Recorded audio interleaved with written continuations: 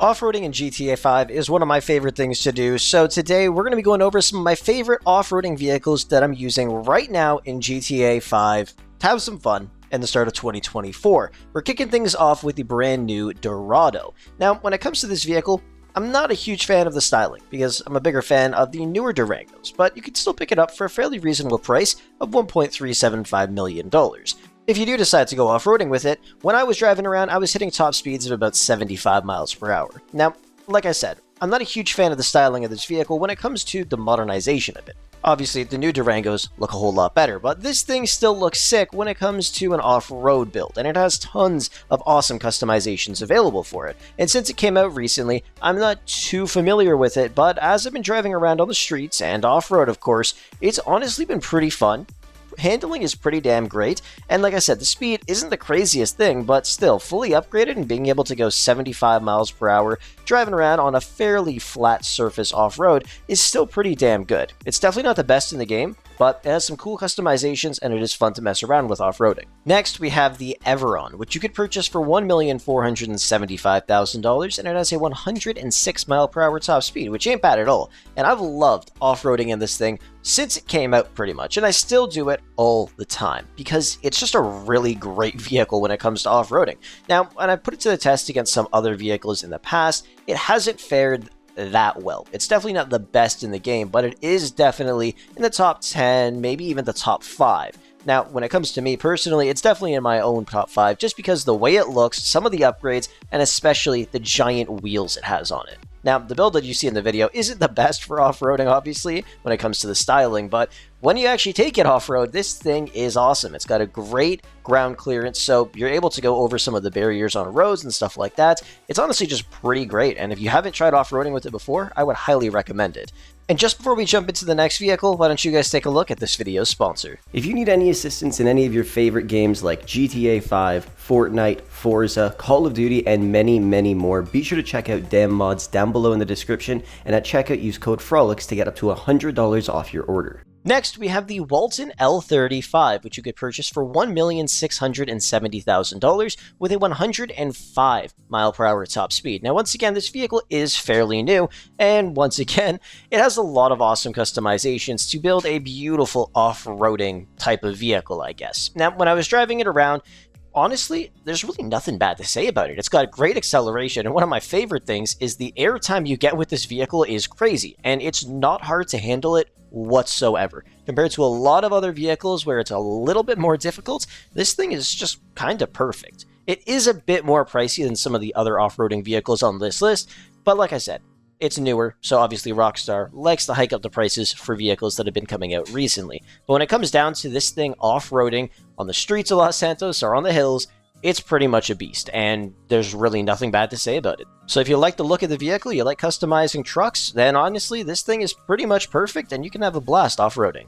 These next two vehicles I really don't need to say too much about. We got the Dger right here, which you could purchase for $1,870,000 with a 112 mile per hour top speed. It is literally one of the best off-roading vehicles in the game. I believe it is in the top 3. It might even be number 1. I honestly can't remember, but you could take this thing off-roading. You could drive up massive mountains and have no issues whatsoever. I'm assuming a lot of you guys already own the vehicle because of Kamacho races when they came out a while back, but if you haven't taken this thing off-roading on the hills and mountains of San Andreas, I would highly recommend it because you're not going to see any issues whatsoever. If you somehow lose traction, I'd be kind of shocked, to be honest, because this thing is just an absolute beast. And then, of course, we got the Kamacho, which you could purchase for only $345,000 with a 116 mile per hour top speed. It is the cheapest vehicle on this list, and just because it's cheap does not mean it is bad. Before the Dger came out, this was literally the #1 off-roading vehicle in the game, and it is still up there, tied with something like the Trophy Truck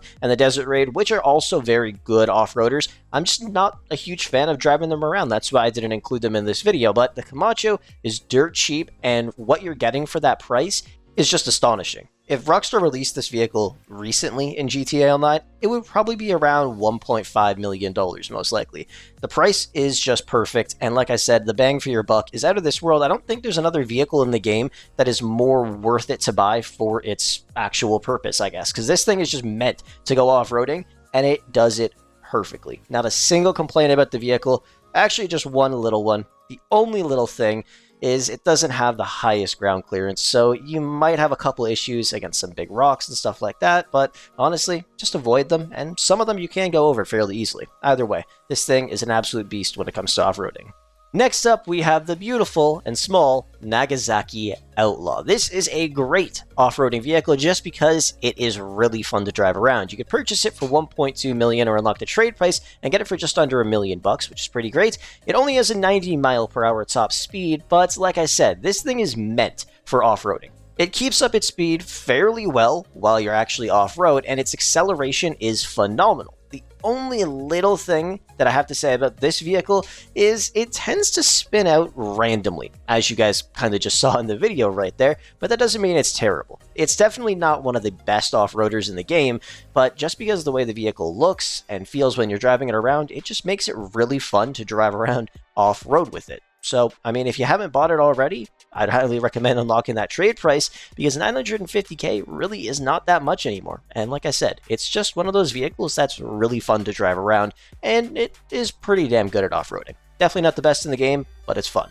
And finally, we have the Terminus, which you could purchase for $1,877,000. Now, at the moment, while I'm making this video, I don't believe this vehicle is actually out in GTA Online right now, but the amount of times before I actually make a video, and I'm just in story mode, driving around trying to think about what to make, I take this thing out sometimes. And, I mean, it's pretty fun to drive around. Now, when it comes to off-roading, it's definitely not the best in the world. Comparing it to the Kamacho or the Dger, there's a big difference there. But I've wanted to drive around a Jeep off-roading in this game for a very, very long time. And now we finally can. I know we have other Jeeps, but I'm talking about a more modern Jeep just like this one. And it is so fun to drive around. Like I said, its off-roading capabilities are nowhere near the Kamacho or the Dger. I'm probably butchering that name, to be honest, but either way, it's still a great off-roading vehicle. The only thing I would say is maybe the handling isn't top tier. Other than that, everything else is pretty much a-okay. Either way, these are my favorite off-roading vehicles to drive around in GTA 5 right now. Comment down below what yours are. And if you want to see more videos like this, be sure to subscribe. Anyways, thank you so much for watching, and with that said, I will catch you guys in the next one.